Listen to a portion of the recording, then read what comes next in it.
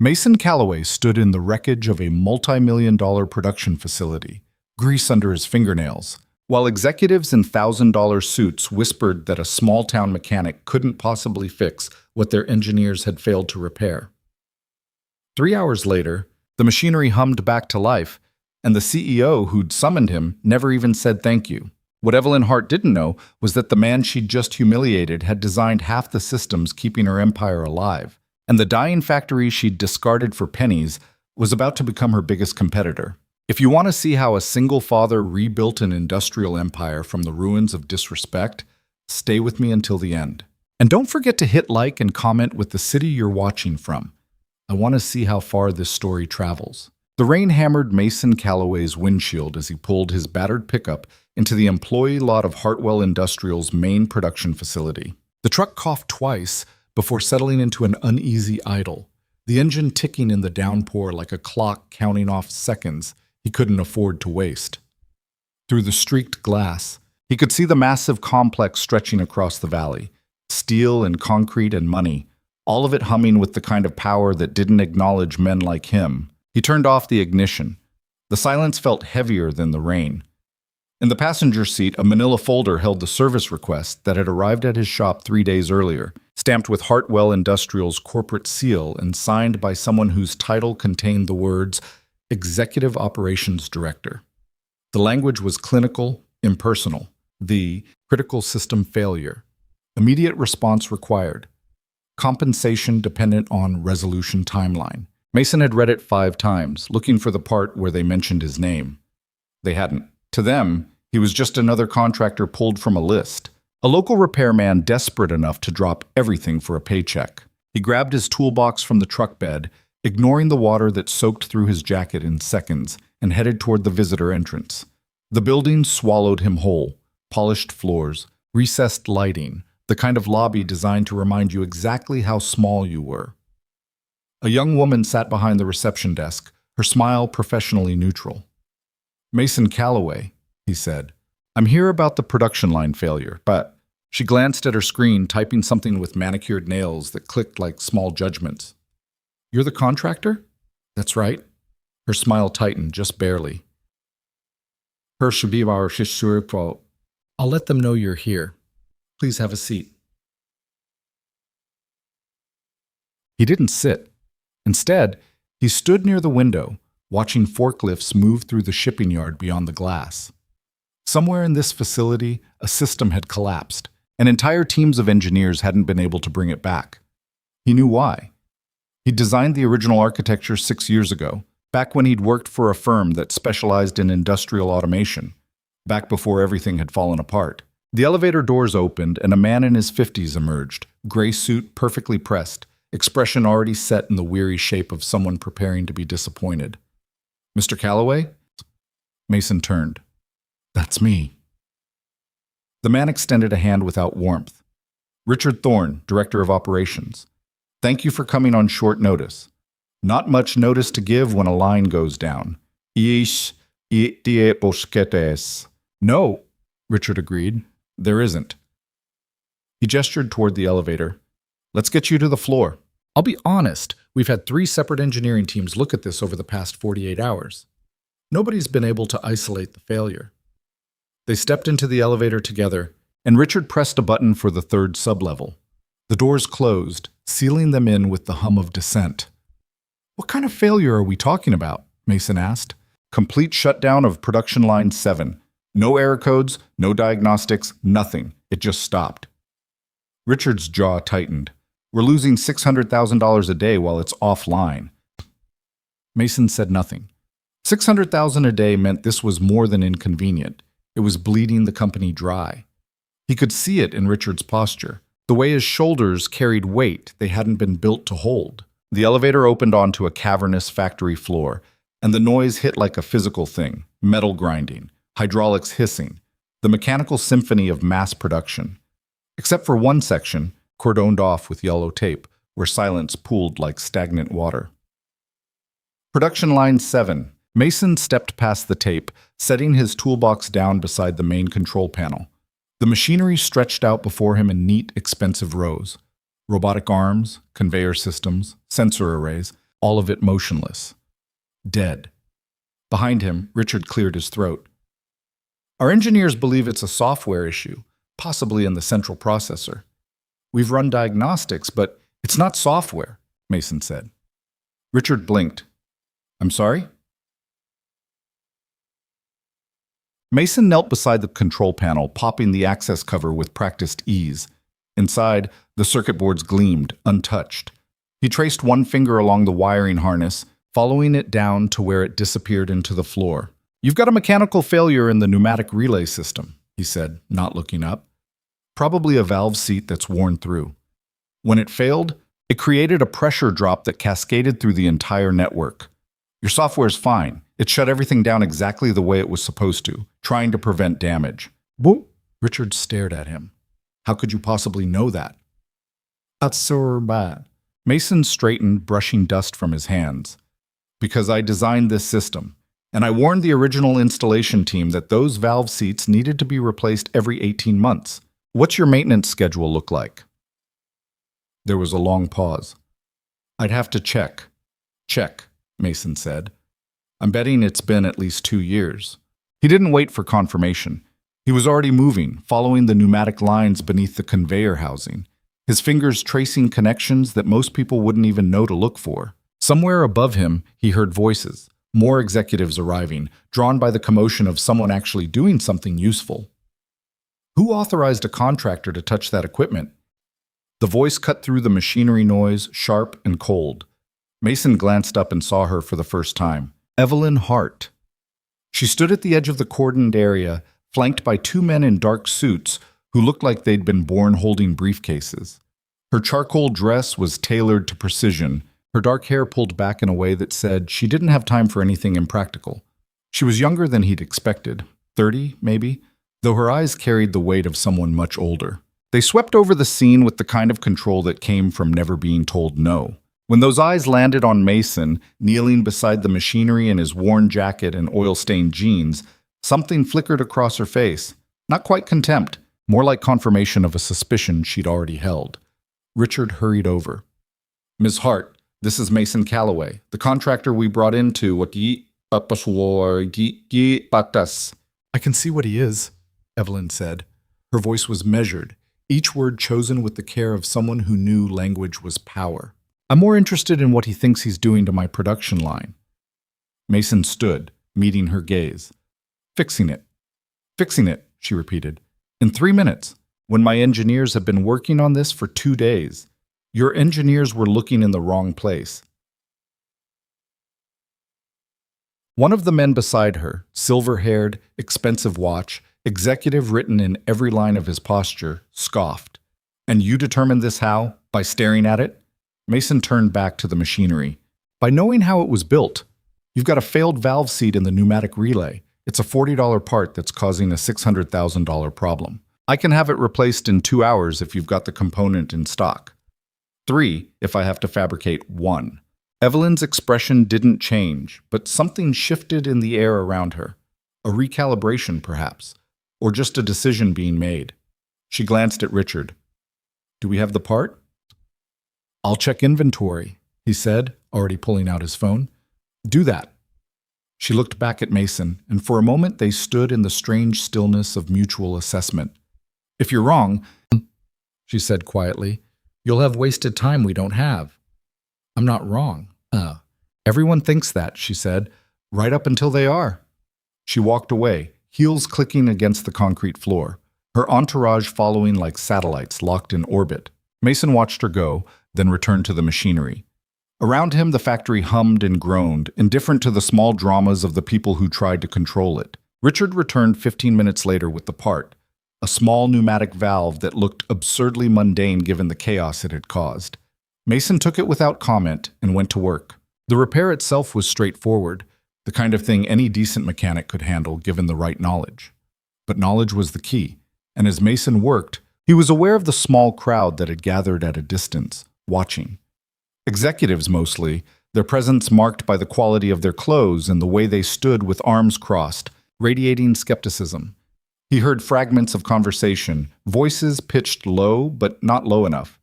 Small-town repairman. A waste of time. I should have called a real specialist. Mason didn't react. He'd heard worse. His hands moved with the kind of certainty that came from years of practice, replacing the failed valve, bleeding the air from the lines, checking connections that most people wouldn't even know existed. The work was meditative, in its way.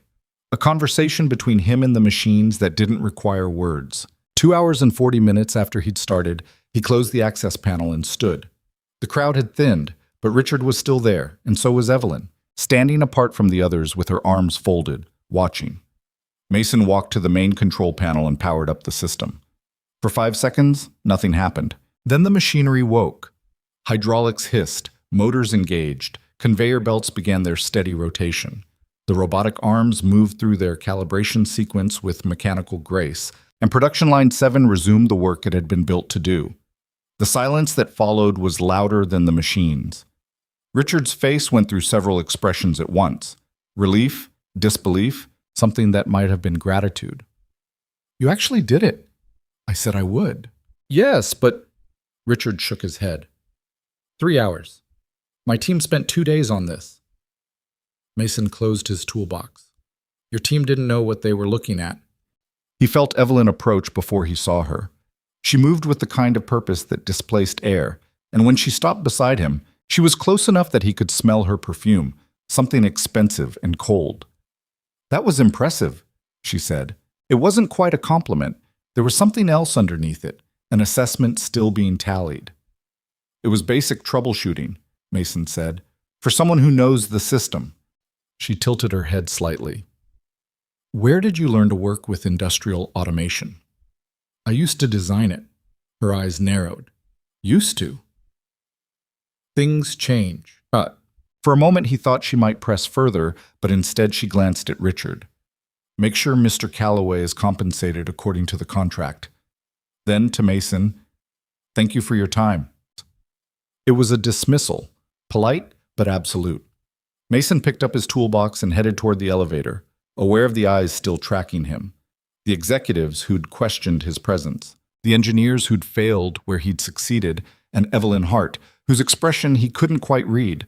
He rode the elevator back to the lobby alone, walked through the rain to his truck, and sat behind the wheel for a long moment before starting the engine. Through the windshield, Hartwell Industrial's complex loomed against the gray sky, a monument to power and money and the kind of success that looked effortless from the outside. Mason had once been part of that world. 6 years ago, he'd been a rising systems engineer at one of the top industrial design firms in the country, the kind of person whose name appeared on patents and whose expertise commanded 6-figure salaries. He'd had an apartment in the city, a career trajectory that looked like a straight line upward, and a wife who'd smiled at him across dinner tables in restaurants where the menu didn't list prices. Then his daughter was born, and the trajectory bent. Not immediately. At first, it had seemed manageable. The sleepless nights, the constant demands, the way parenthood redefined every hour of the day. His wife had gone back to work after 3 months, climbing her own ladder in corporate law, and Mason had tried to balance everything. Design meetings and diaper changes, patent applications and pediatrician appointments, the kind of juggling act that everyone said was possible if you just worked hard enough. But his wife hadn't wanted to juggle. She'd wanted the life she'd planned before their daughter existed. And when Mason couldn't give her that, when he started turning down travel assignments and late-night deadlines because someone needed to be home, the cracks had started showing. The divorce had been efficient, clinical. She'd taken the apartment, most of their savings, and exactly 0 custody. "I'm not built for this," she'd told him, signing papers in a conference room that smelled like furniture polish and endings. "You'll be better at it anyway." She'd been right about that, at least. Mason had been better at it. Better at the midnight fevers and the tantrums in grocery stores and the way a 6-year-old could ask questions that didn't have answers. He'd moved out of the city, finding a small house on the edge of town where the rent was cheap and the neighbors didn't ask too many questions. He'd opened a repair shop because his hands still knew how to fix things, and fixing things was honest work that let him be home when his daughter got off the school bus. The engineering work had dried up slowly, then all at once.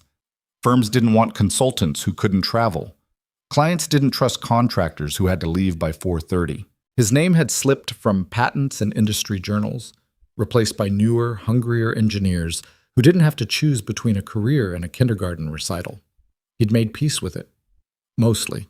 But driving away from Hartwell Industrial, Mason felt the old ache, the one that lived in the space between who he'd been and who he'd become. He'd fixed a problem in 3 hours that teams of engineers couldn't solve, and they'd treated him like a tradesman who'd gotten lucky. Because that's what he looked like now. A guy with an old truck and grease under his nails, running a repair shop that barely broke even most months. The rain was letting up by the time he pulled into his driveway. The house was small, a 2-bedroom rental with peeling paint, and a yard that needed mowing, but it was theirs. He could see movement through the kitchen window. Mrs. Chen from next door, who watched his daughter after school for a rate Mason could almost afford. He grabbed his toolbox and headed inside. "Daddy!" Sophie hit him at knee height, her small arms wrapping around his legs with the kind of force that always surprised him. She was 6 years old, all dark curls and gap-toothed smiles, and she looked at him like he'd hung the moon instead of just fixed a pneumatic valve. "Hey, sweetheart." He set down the toolbox and scooped her up, ignoring the way his back protested. "How was school?" "We learned about fractions. Mrs. Peters said I'm really good at them." She leaned back in his arms, her face serious. "Did you fix the big machines today?" "I did." "Were they grateful?" Mason hesitated. Sophie had a way of asking questions that cut straight to the things he didn't want to think about. "They paid me," he said. "That's what matters." Mrs. Chen emerged from the kitchen, wiping her hands on a dish towel. She was 70, wore cardigans in every season, and had a way of looking at Mason that suggested she saw more than he wanted to show. "The machine people weren't nice?" she asked. "They were fine." "Fine," Mrs. Chen repeated, in a tone that suggested she knew exactly what fine meant. She picked up her purse from the counter. "Sophie had apple slices and cheese for snack. There's leftover rice in the fridge for dinner." "Thank you, Mrs. Chen." She patted his arm on her way past, the gesture brief but warm. "You're a good father, Mason. Don't let anyone make you forget that." After she left, Mason set Sophie down and headed to the kitchen. The house was quiet except for the hum of the refrigerator and the sound of Sophie dragging her backpack across the living room floor. He heated up the rice, added some vegetables, and called Sophie to the table. They ate together, Sophie chattering about fractions, and a boy named Tyler who'd gotten in trouble for putting glue in someone's hair. Mason listened, nodding in the right places, but part of his mind was still in Hartwell Industrial's factory, watching Evelyn Hart's face as she dismissed him. "Thank you for your time," as if 3 hours of expertise was interchangeable with any other service. As if he hadn't just saved her company $600,000. After dinner, he helped Sophie with her homework, read her 2 chapters from a book about talking animals, and tucked her into bed. She fell asleep within minutes, one hand curled beneath her cheek, the stuffed rabbit he'd won at a county fair tucked under her arm. Mason stood in her doorway for a moment, watching her breathe. This was the life he'd chosen. The repairs and the struggle and the too small house. He'd chosen it because she needed someone who would choose her, and he'd never regretted it. But standing there, he let himself feel the anger he'd been holding back all day. Not at Evelyn Hart specifically. She was just one person in a system that had been judging him since the moment he'd stopped being useful in the way they wanted.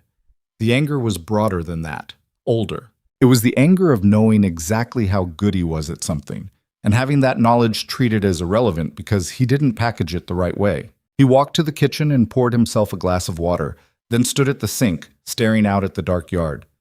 His reflection looked back at him from the window. 32 years old, tired around the eyes, wearing a flannel shirt that had seen better days. Behind him, on the counter, his laptop sat closed. He opened it, the screen glowing to life in the dim kitchen, and pulled up a folder he hadn't looked at in 3 years. Industrial Acquisition Opportunities. Inside were a dozen files, each one a detailed analysis of facilities that had been shut down or sold off during the manufacturing downturn 5 years earlier. He'd compiled them back when he'd still thought he might find investors, back when he'd believed that someone might see the potential he saw. One file in particular caught his attention. He clicked it open, and blueprints filled the screen. A massive production facility on the north side of the city, shuttered by Hartwell Industrial after they'd declared it outdated and unsalvageable. Mason had toured that facility once, back when it was still operational. He'd walked the floor, studied the systems, and written a 30-page report on how it could be retrofitted into one of the most advanced manufacturing centers in the region. The report had been shelved. Hartwell had closed the facility 6 months later, selling it at auction for a fraction of its value. The facility that could have been revolutionary had been carved up and sold for parts, except the building itself was still there. Mason had driven past it 2 months ago on his way to a repair job across town. The structure stood empty, windows dark, weeds growing through cracks in the parking lot. Abandoned. He stared at the blueprints, and something shifted in his chest, an old ambition waking up, stretching after a long sleep. What if? The question was dangerous. He had a daughter to raise, bills that barely got paid, a life held together with duct tape and determination. He didn't have capital or connections or the kind of safety net that let people take risks, but he had knowledge. He had plans. And he had 3 hours today that proved his expertise was worth more than anyone at Hartwell Industrial wanted to admit. Mason closed the laptop and went to bed. But sleep didn't come easily. He lay in the dark, listening to the house settle around him, and let himself imagine something he hadn't allowed in years. What if he stopped being the person everyone underestimated? What if he showed them exactly what he was capable of? The thoughts followed him into uneasy dreams. And when he woke the next morning to Sophie's voice calling from her room, the idea hadn't faded. If anything, it had solidified overnight, taking root in the space where anger and ambition met. He made breakfast, drove Sophie to school, and opened the repair shop at 8 o'clock, just like always. The morning was slow. An oil change, a brake job, the kind of work that kept the lights on but didn't require the full breadth of his skills. At noon, his phone rang. Unknown number.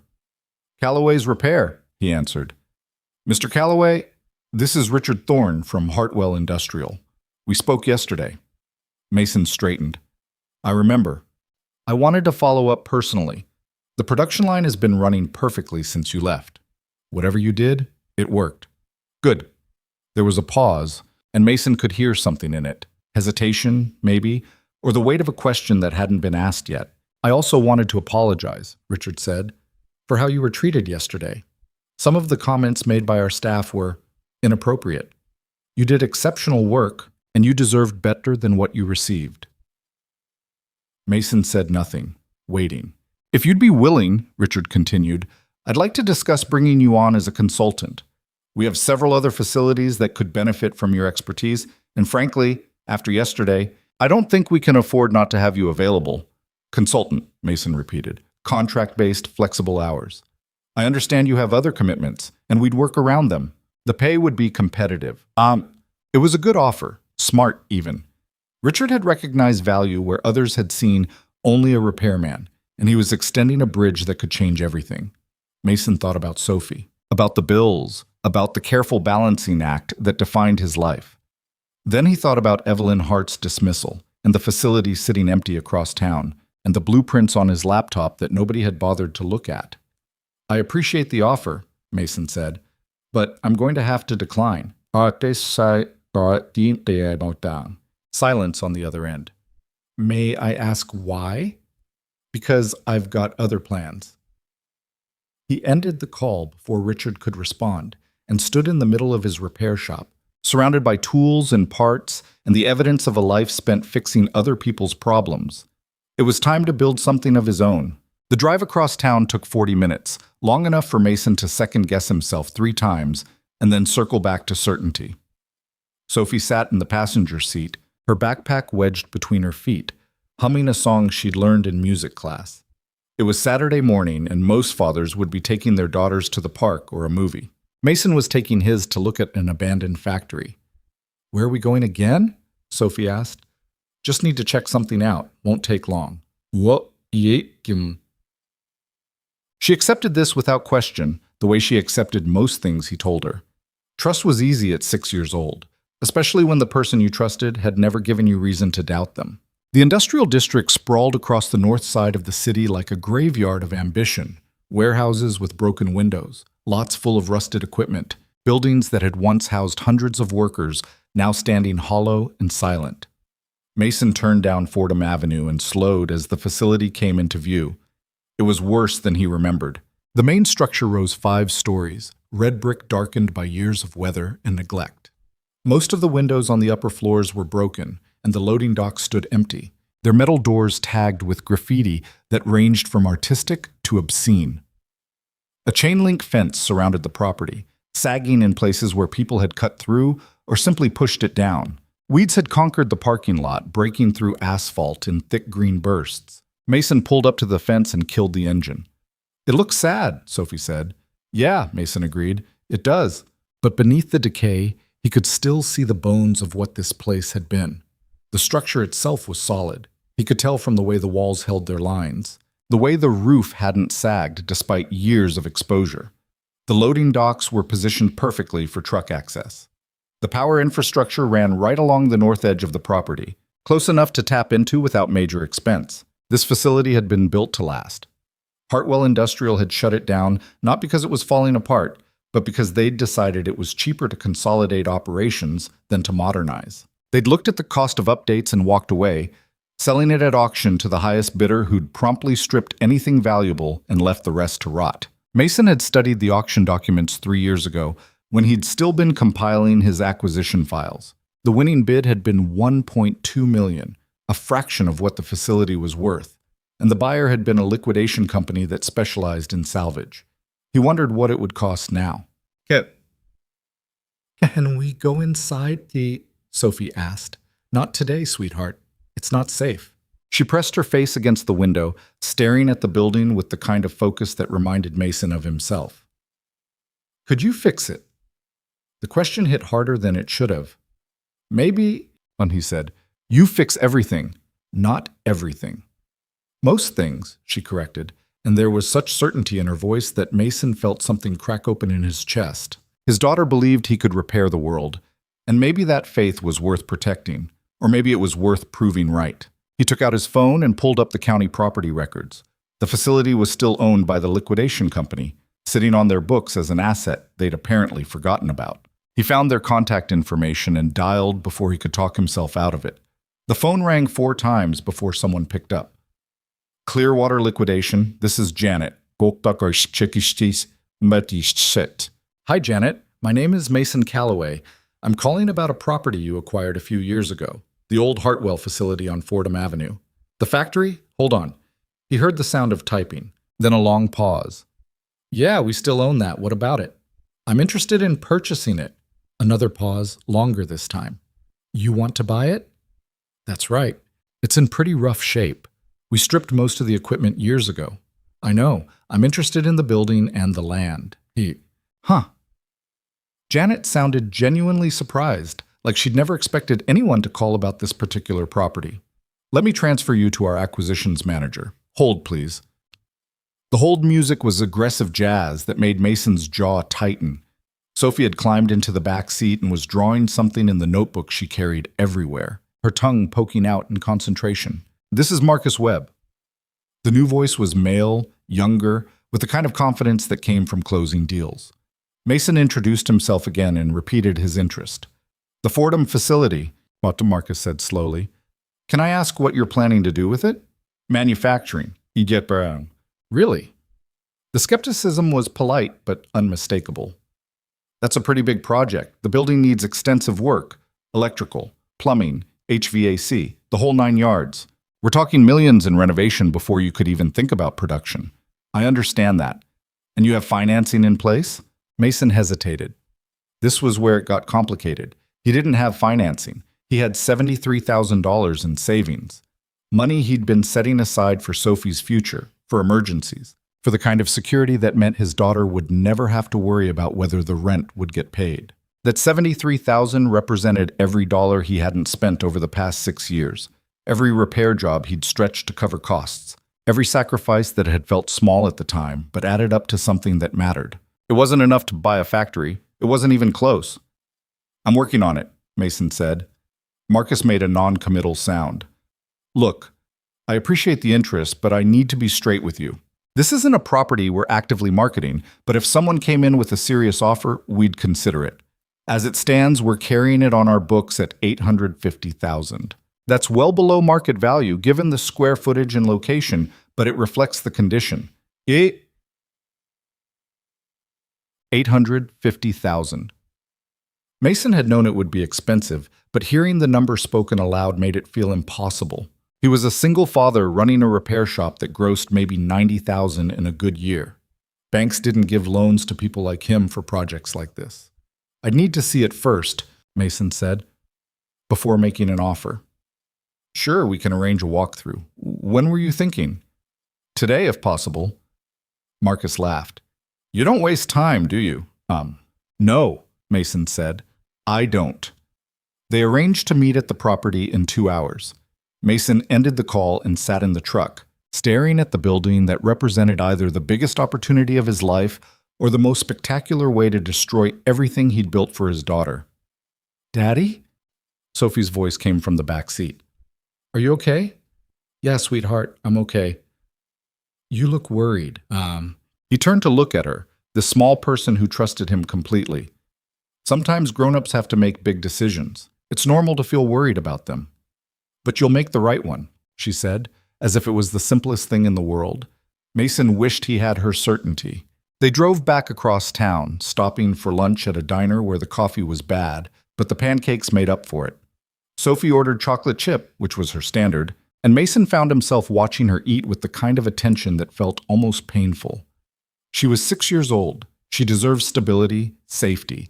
A father who didn't gamble their future on abandoned buildings and half-formed plans. But she also deserved to see what it looked like when someone believed in themselves enough to try. After lunch, Mason dropped Sophie at Mrs. Chen's house. The older woman took one look at his face and raised an eyebrow. "Big decisions today?" "Something like that." "Be careful, Mason. The world doesn't always reward careful people, but it definitely punishes reckless ones." Yes. He drove back to the Fordham facility, arriving 10 minutes before Marcus was scheduled to show up. A black SUV pulled in 5 minutes later, and a man in his 30s stepped out, wearing jeans and a polo shirt with the Clearwater Liquidation logo embroidered on the chest. "Mason Calloway?" He extended a hand.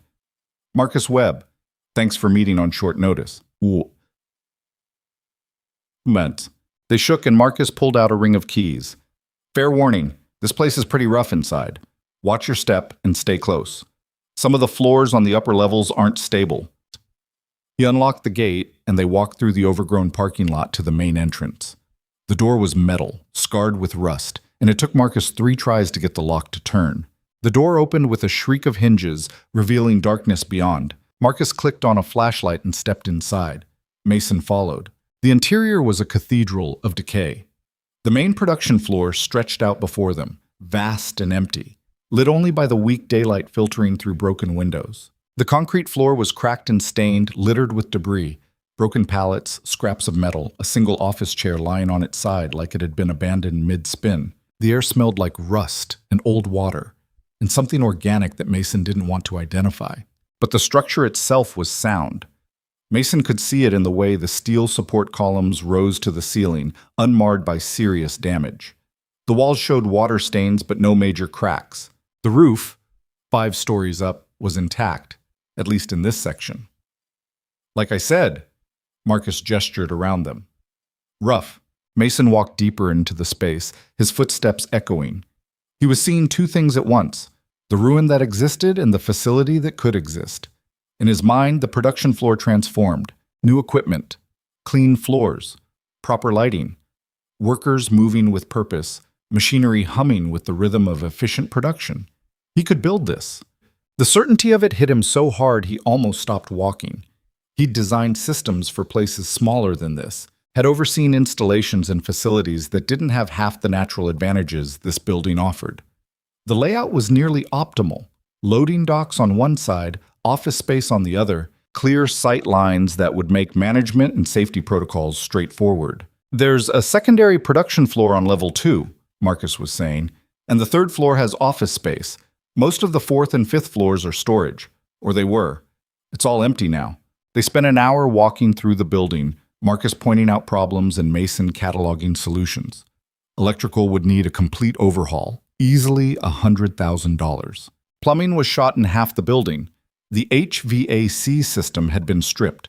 All the machinery was gone, leaving only bolt marks in the concrete where equipment had once stood. By the time they emerged back into daylight, Marcus looked mildly exhausted. "So, Thoughts? It needs work, Mason said. That's an understatement. But it's salvageable. The structure's solid. Everything else is just money and time. Marcus studied him. You're serious about this? I am. Can I ask why this place? There are other facilities available, probably in better condition. Mason looked back at the building. Because I know what it can become. They stood in the parking lot, and Mason could feel the weight of the moment, the choice that was crystallizing with every second he didn't walk away. $850,000. Even if he could get financing, the renovation would cost millions more. He'd need equipment, workers, operational capital. He'd need clients and contracts and a dozen other things that seemed impossible when he thought about them individually. But he'd spent 6 years being underestimated. 6 years watching people like Evelyn Hart look at him and see nothing worth noticing. 6 years fixing other people's problems while his own expertise gathered dust. I want to make an offer, Mason said. Marcus nodded slowly. Okay, like I mentioned, we're at $850 on the books. Given the condition in the market, I think that's more than fair. I'll give you $73,000 as a down payment. The rest financed over 10 years at market rate. Marcus blinked. That's less than 10% down. It's what I have. Mr. Calloway, I appreciate the interest, but we're not a bank. We need serious buyers with serious capital. I am serious. And I have plans for this facility that would make it worth more than $850 in 2 years. Plans don't pay mortgages. Mason felt the opportunity slipping away, and with it, the future he'd been imagining for the past 2 hours. He thought about Sophie, waiting at Mrs. Chen's house. He thought about the repair shop and the bills and all the careful compromises that had defined his life since the divorce. Then he thought about Evelyn Hart's dismissal, and something hardened in him. Tell your bosses I'm offering $73,000 down, Mason said, and if they're smart, they'll take it. Because nobody else is calling you about this property, and nobody else will. It's been sitting empty for 3 years. Take my down payment now, or watch it sit empty for 3 more while you keep paying property taxes on something that's generating 0 revenue. Marcus's expression shifted, reassessment happening in real time. You drive a hard bargain. I know what things are worth, Mason said, including my own offer. They exchanged information, and Marcus promised to bring the proposal to his management team. The handshake they shared felt like either the beginning of something or the end of a very short conversation. Mason drove back to Mrs. Chen's house and picked up Sophie, who fell asleep in the car before they made it home. He carried her inside, tucked her into bed, still wearing her clothes, and then sat at the kitchen table with his laptop open in front of him. The blueprints filled the screen, the facility as it could be, reimagined with everything he knew about modern industrial production. He'd drawn these plans 3 years ago, refined them over months of late-night work, and then shelved them because they'd felt like fantasies. Now they felt like instructions. His phone buzzed. Unknown number. Mason Calloway. Mr. Calloway, this is Adrian Park. I don't know if you remember me. We worked together about 7 years ago on the Meridian Automation project. Mason straightened. He did remember. Adrian had been a project manager, sharp as hell, good at seeing connections between systems that most people missed. They'd worked well together, right up until Mason's life had fallen apart, and he'd stopped taking consulting work. I remember, Mason said. How'd you get my number? Richard Thorne at Hartwell Industrial mentioned you'd done some work for them. He spoke very highly of your expertise, and I've been looking for someone with your background. Adrian paused. I heard you turned down his consultant offer. Word travels fast. It does in this industry. Look, I'll cut to the point. I'm working with a group of investors who specialize in distressed industrial properties. We acquire facilities that have been mismanaged or abandoned, renovate them, and bring them back online. It's good work, and it pays well. I think you'd be an asset to the team. Mason listened, watching the blueprints glow on his laptop screen. This was another bridge, another path that could lead somewhere stable and certain. What kind of facilities? He asked. All kinds. Warehouses, production plants, distribution centers. Anything that needs systems expertise and operational redesign. Your name came up in our meetings because of your background. You've got patents, peer-reviewed publications, a track record that's impressive even if it's not recent. And what would the role look like? Well, Contract-based initially, with potential for full-time if it's a good fit. You'd be doing assessments, overseeing renovations, consulting on equipment purchases, flexible hours, competitive pay. I know you've got a kid, and we can work around that. It was a good offer. Better than good. It was exactly the kind of opportunity Mason would have killed for 2 years ago. Can I think about it? Mason asked. Of course. But don't think too long. We're moving on a project in 3 weeks, and I'd love to have you on board for it. After they hung up, Mason sat in the silence of his kitchen and felt the weight of choices multiplying around him. He could take Adrian's offer and slide back into the world he'd left behind, using his skills to help other people build things. It was safe, practical, the smart choice for a single father who couldn't afford to take risks. Or he could bet everything on a building full of rust and broken windows, trying to prove something to people who'd already decided he wasn't worth noticing. His phone buzzed again. Text message from an unknown number. This is Marcus Webb from Clearwater. Spoke to my boss. He's willing to discuss terms if you can get a financial commitment from a lending institution. No guarantees, but it's not a no. Mason read the message 3 times. It wasn't a yes, but it wasn't a no. It was a door, cracked open just enough to see possibility beyond it. He spent the rest of the weekend making calls. Banks, credit unions, anyone who might consider loaning money to a single father with a repair shop and a dream. The responses ranged from polite dismissal to outright laughter. He had no collateral. His income was too low. His business history was too short. Nobody wanted to finance $1 million renovation on a property that was already a wreck. By Monday morning, Mason had been rejected by 11 different lending institutions. Tuesday brought 3 more rejections. Wednesday, he walked Sophie to school and then sat in his truck in the parking lot, staring at his phone. He had one more number to call. A regional development bank that specialized in small business loans and industrial investment. The interest rates were higher than traditional banks, the requirements more flexible, but also more demanding. He dialed. Regional Development Bank, this is Karen. Hi, Karen. I'm looking to speak to someone about a commercial property loan. Let me transfer you to our lending department. The hold music was better this time. Classical. Something with violins. Mason waited, watching parents drop off their kids, everyone moving through their normal routines while he sat on the edge of something that would either change everything or confirm that some futures weren't meant for people like him. Tom Bradford speaking. Mason launched into his pitch before he could lose his nerve. The facility, the down payment, the renovation plans. He kept it brief, factual, trying to sound like someone who knew what they were doing instead of someone who was making it up as they went. Tom listened without interrupting. When Mason finished, there was a long pause. That's ambitious, Tom said finally. I know. You have projections, revenue forecasts, operational budgets, that kind of thing. Mason did.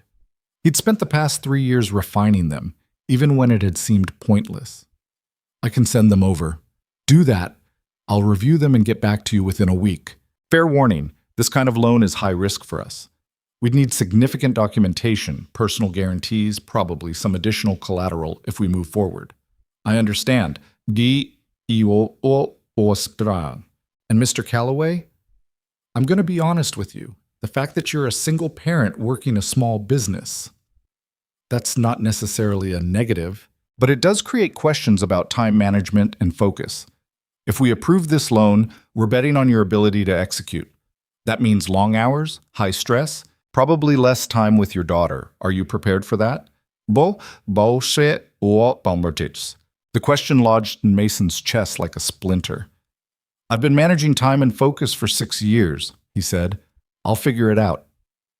After the call ended, he sent Tom everything. The blueprints, the financial projections, the renovation timeline he'd mapped out in excruciating detail. Then he opened the repair shop and tried to work like his entire future wasn't hanging in the balance. The week crawled past. He fixed cars, replaced parts, handled the small, steady stream of work that kept the lights on. Sophie seemed to sense something was different. She was quieter than usual, watching him with questions she didn't ask. Friday afternoon, his phone rang. Mr. Calloway, this is Tom Bradford. I've reviewed your materials. Mason's heart stopped. And? And I'm impressed. Your projections are solid, your renovation plan is thorough, and frankly, your expertise is evident throughout. That said, the loan committee has concerns. Your income-to-debt ratio is problematic, and we'd need additional security. What kind of security? Personal assets, your house, vehicle, anything with equity. And we'd need a co-signer with strong credit and stable income. Mason didn't own the house. It was a rental. His truck was worth maybe $8,000. He had no assets beyond his savings and the tools in his shop. I don't have additional assets, Mason said. Then I'm afraid we can't move forward. I'm sorry. The rejection shouldn't have hit as hard as it did. Mason had been prepared for it, had known the odds were long. But sitting in his repair shop, surrounded by evidence of a life that worked, even if it was small, he felt the weight of every door that had closed in his face. His phone buzzed. Text message from Adrian, following up on our conversation. Still interested in joining the team? We're finalizing the roster this week. Mason stared at the message. This was the practical choice, the smart choice. Take Adrian's offer, make good money, provide stability for Sophie. Forget about the factory and the impossible dream of building something that was entirely his own. He was about to type a response when another text came through. This one from Mrs. Chen. Sophie drew you a picture at school today. She's very proud of it. Says it's you fixing the world. Mason closed his eyes. His daughter thought he could fix the world. And maybe he couldn't, but he could fix one building. He could take a ruined factory and turn it into something that mattered, even if nobody believed he could. He needed capital. He needed a co-signer. He needed someone who could see past the repair shop and the old truck and believe that he was capable of more. The idea hit him suddenly, completely formed. It was either brilliant or insane, and he wouldn't know which until he tried. He pulled up his contact list and found a number he hadn't called in 4 years. His finger hovered over it for a long moment before he pressed dial. The phone rang twice. Hello? Adrian, Mason said. It's Mason Calloway. I want to talk to you about that investor group you mentioned. Right, is it? Adrian suggested they meet at a coffee shop downtown, the kind of place where people conducted business over overpriced espresso and pretended the noise level didn't make concentration impossible. Mason arrived 15 minutes early, ordered black coffee he didn't drink, and claimed a table near the back where they could talk without shouting. When Adrian walked in, Mason barely recognized him. The project manager he'd worked with 7 years ago had been in his late 20s, ambitious but still figuring things out. The man approaching the table now carried himself with the confidence of someone who'd figured it out, and then some. Expensive watch, tailored jacket, the kind of polish that came from success. They shook hands, and Adrian sat down with his own coffee, studying Mason with an expression that was hard to read. You sounded different on the phone, Adrian said. Different how? Like you'd made a decision. He leaned back. So talk to me. What changed your mind about joining the team? Mason took a breath. This was the moment where he either committed or walked away. I don't want to join your team, he said. I want your investors to fund my project. Adrian's eyebrows rose. Your project? The Hartwell facility on Fordham Avenue. I want to buy it, renovate it, and turn it into an operational manufacturing center. For a long moment, Adrian just looked at him. Then he laughed. Not unkindly. Mason, that's ambitious. Maybe too ambitious. You said you work with distressed properties. That facility fits the description. It does, but our investors expect certain fundamentals. Experience management, proven track record, capital reserves. No offense, but you're running a repair shop out of a converted garage. I designed the systems in half the factories your team probably assessed. I have 3 patents in industrial automation. My expertise is worth more than most of the consultants you're paying.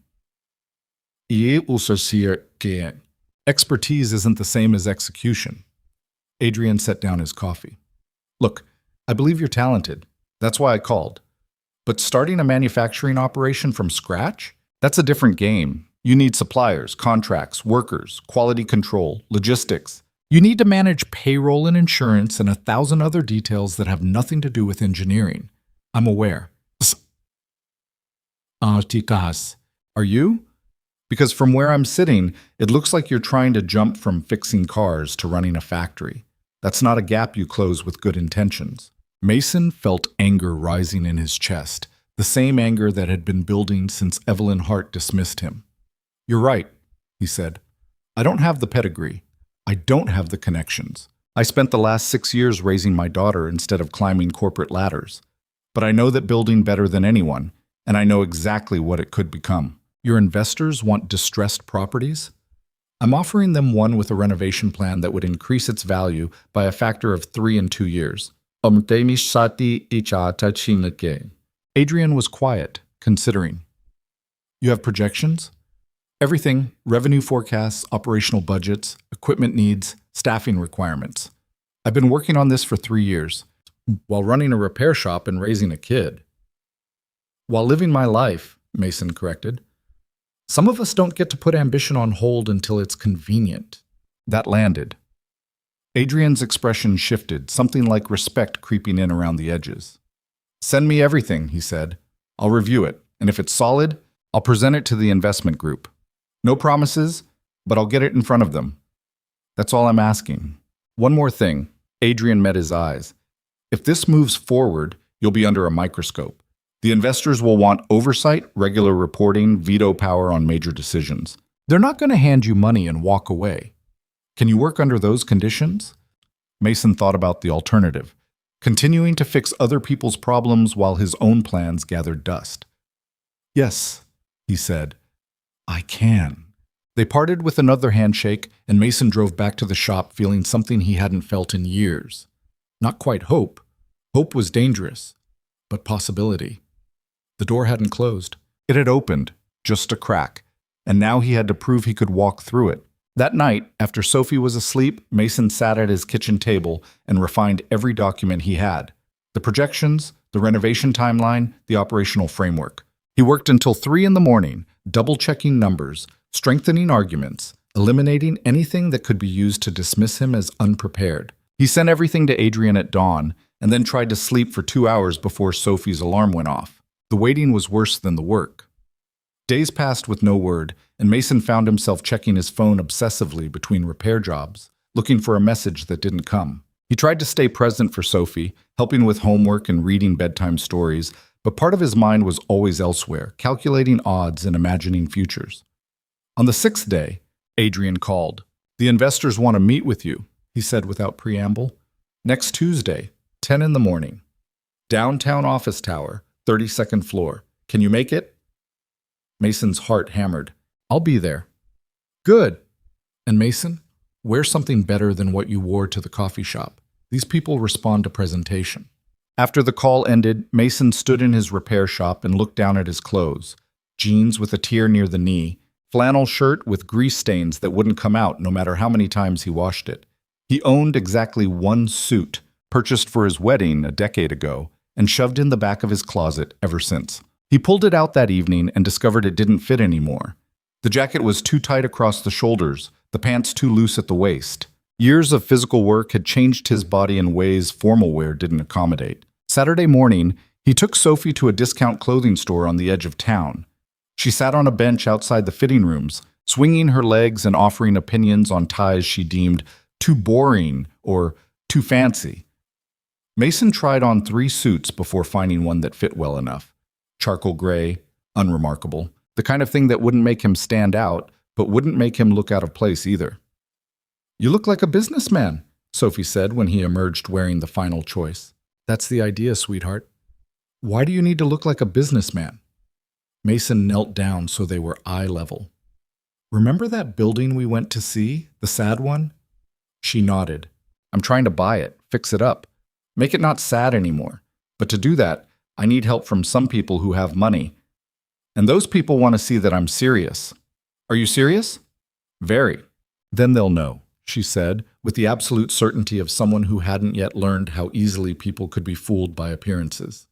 Tuesday morning arrived with the kind of bright, cloudless sky that felt like either a good omen or cruel irony. Mason dropped Sophie at school, drove home to change into the suit, and then sat in his truck for 10 minutes, trying to control his breathing. He'd faced difficult situations before. The divorce, starting the repair shop, every moment of the past 6 years when money had been tight and the future uncertain. But this felt different. This was a choice to step back into a world that had already decided he didn't belong, and to demand they reconsider. The office tower was downtown, all glass and steel, the kind of building that existed to remind people of hierarchy. Mason parked in the visitor lot, paid $8 for 2 hours, and took the elevator to the 32nd floor. The reception area was exactly what he expected. Minimalist furniture, expensive art that meant nothing. A receptionist who looked at him like she was deciding whether he'd taken a wrong turn. "Mason Calloway," he said. "I have a meeting with Adrian Park." She checked her computer. "Have a seat. Someone will be with you shortly." He sat on a leather couch that cost more than his truck and tried not to look as nervous as he felt. Through the floor-to-ceiling windows, he could see the city spreading out below, small and manageable from this height. Somewhere down there, Sophie was in her classroom, learning fractions. Mrs. Chen was probably watering her garden. His repair shop sat empty, closed for the morning with a sign that said he'd be back after lunch. "Mason." He stood. Adrian crossed the reception area, extending a hand. He was dressed for this environment, three-piece suit, perfect haircut, the kind of presentation that said he belonged here. "Ready?" Adrian asked. "As I'll ever be." They walked down a corridor lined with conference rooms, each one visible through glass walls, all of them empty except the one at the end. Adrian opened the door, and Mason stepped into a room where 5 people sat around a long table, waiting. "Everyone, this is Mason Calloway," Adrian said. "Mason, meet the investment group." The introductions blurred together, names, titles, firms. 2 men in their 50s who looked like they'd been born holding golf clubs. A woman around 40 with sharp eyes and sharper questions written in her posture. Another man, younger, who studied Mason like he was a balance sheet that didn't quite add up. And at the head of the table, an older woman with silver hair and the kind of presence that made everyone else seem slightly less real by comparison. "I'm Margaret Chen," she said, and Mason realized with a start that she shared a last name with his neighbor. Different family, probably, but the coincidence felt like something. "I chair this investment group. Thank you for coming. Thank you for having me. Please sit." Margaret gestured to an empty chair. "We've reviewed your proposal. It's thorough. I'll give you that. Now, we'd like to hear you explain it in your own words." Mason sat, and for a moment the weight of 5 sets of eyes felt suffocating. These people controlled millions of dollars. They made decisions that shaped industries, and he was a mechanic asking them to bet on a dream. Then he thought about the factory floor at Hartwell Industrial, the way he'd fixed in 3 hours what entire teams couldn't solve. He thought about the abandoned facility on Fordham Avenue, full of potential that nobody else could see. He started talking. He walked them through the building's structure, explaining why it was salvageable when others had declared it worthless. He detailed the renovation plan, electrical, plumbing, HVAC, all of it mapped out with timelines and cost projections. He explained the equipment needs, the staffing model, the client base. He could tap into based on relationships from his engineering days. The questions started 10 minutes in and didn't stop. Margaret wanted to know about his management experience. One of the older men pressed him on cash flow projections. The sharp-eyed woman asked about competition, about market saturation, about what made him think he could succeed where others had failed. Mason answered everything. Some responses came easily, backed by research and numbers. Others required honesty he hadn't planned to give. "Why should we trust someone who's been out of the industry for 6 years?" the younger man asked. "Because I've been out of the industry by choice," Mason said. "Not because I couldn't compete. I chose my daughter over my career, and I'd make that choice again. But I never stopped learning, never stopped designing, never stopped being good at this. The difference now is that my daughter is 6 years old instead of an infant. She's in school 5 days a week. I have time I didn't have before, and I'm ready to use it." "Raising a child alone while starting a business," Margaret said. "That's ambitious." "I've been raising a child alone while running a business for 6 years. This is just a bigger business." "Much bigger," the sharp-eyed woman pointed out, "with much higher stakes. Higher stakes mean higher rewards." The meeting lasted 90 minutes. By the end, Mason's throat was dry and his back ached from sitting up straight, maintaining the posture of someone who belonged in this room. The investors thanked him for his time, said they'd discuss internally, promised a decision within a week. Adrian walked him back to the elevator. "You did well," he said. "Did I?" "Better than most. Margaret doesn't usually engage that much unless she's genuinely interested." The elevator arrived and Adrian held the door. "Fair warning, even if they say yes, it won't be everything you asked for. They'll want equity, probably a significant percentage, and they'll want oversight that might feel intrusive. I expected that." "Good, because this is the part where a lot of founders get cold feet. Sharing control is harder than people think." "Oh. Mason stepped into the elevator. "I'd rather share control of something real than have complete control of nothing." The doors closed, and he rode down 32 floors, watching the numbers descend. When he emerged into the lobby, the bright daylight felt disorienting after the artificial perfection of the office tower. He walked to his truck, sat behind the wheel, and allowed himself 5 minutes to just breathe. He'd done it. He'd made his case, stood in front of people who could change everything, and asked them to believe in him. Now he had to wait. The week crawled past. Mason worked on cars, picked Sophie up from school, made dinner, read bedtime stories. Normal life, except nothing felt normal. Every time his phone buzzed, his heart jumped. Every unexpected call made him think this was it, the moment everything changed or fell apart. Friday afternoon, he was under a Honda Civic replacing brake pads when his phone rang. He slid out, oil-stained and aching, and answered without checking the caller ID. "Mason Calloway." "Mason, it's Adrienne. The investors want to move forward." Everything stopped. The shop, the world, time itself seemed to freeze. "Say that again." "They're in. Not for the full amount you requested, but enough to get started. $750,000 for acquisition and initial renovation. In exchange, they want 45% equity and board representation." Mason did the math in his head. 45% meant he'd retain controlling interest, but barely.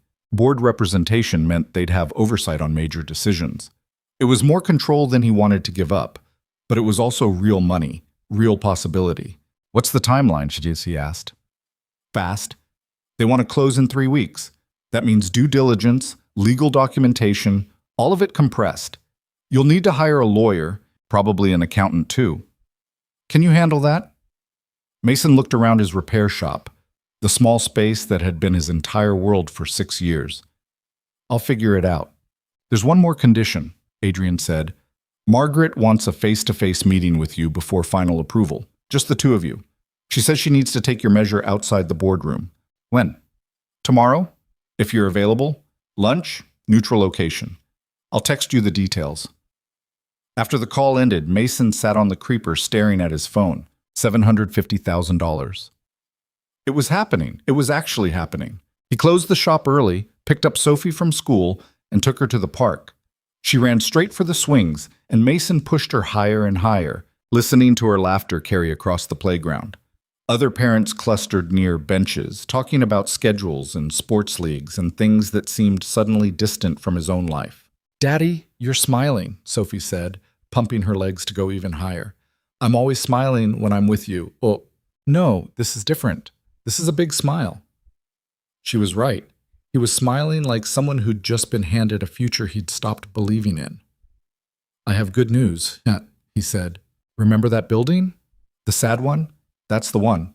Some people agreed to help me fix it." Sophie dragged her feet in the dirt, slowing the swing until she could turn and look at him. "Does that mean you're going to be busy?" "Come?" The question was simple, but the weight behind it wasn't. She'd already lost one parent who'd decided work mattered more than she did. Now, her father was about to throw himself into a project that would consume every spare hour he had. Mason knelt beside the swing so they were eye level. "It means I'm going to be working more than I do now," he said. "But you're still the most important thing in my life. That doesn't change. Nothing changes that." "Promise?" Mots, I promise." She hugged him, her small arms tight around his neck, and Mason felt the weight of what he was about to do. This wasn't just about proving himself or building a company. It was about showing his daughter what it looked like to believe in yourself when nobody else did. It was about creating something that would last beyond the repairs and the struggle, something that said their life was worth more than survival, Saturday afternoon, Mason met Margaret Chen at a restaurant on the waterfront. It was quieter than he expected. White tablecloths, small menu. The kind of place where people came to talk, not be seen. Margaret was already seated when he arrived, reading something on her phone. She looked up as he approached and gestured to the chair across from her. "Thank you for meeting on short notice," she said. "Thank you for considering the project." They ordered. She got salmon, he got a sandwich he barely tasted, and for a few minutes they made small talk about the weather and the restaurant's reputation. Then Margaret set down her fork and looked at him directly. "Tell me about your daughter," she said. The question caught him off guard. "Sophie, she's 6, smart, funny, asks too many questions. And her mother?" "Not in the picture. By choice." Margaret nodded. "So you're raising her alone while trying to start a manufacturing company. Why?" "Because I can do both." "Can you? Or are you telling yourself that because you want it to be true?" Mason felt something tighten in his chest. "I've been doing both for 6 years. Maybe not with a factory, but with a business that needed constant attention. I made it work." A repair shop is different from what you're proposing. If this factory succeeds, you'll be managing dozens of employees, meeting with clients, overseeing production. That's 60-hour weeks, minimum, probably more in the first year. When will you see your daughter? I'll make time. Everyone says that. Margaret's expression wasn't unkind, but it was firm. And then the business demands more, and the time disappears, and they look up one day to realize their kids grew up while they were in meetings. Mason set down his own fork. "Why are you asking me this?" "Because I need to know you understand what you're signing up for. This isn't about questioning your ability. It's about making sure you've counted the cost. I've counted it.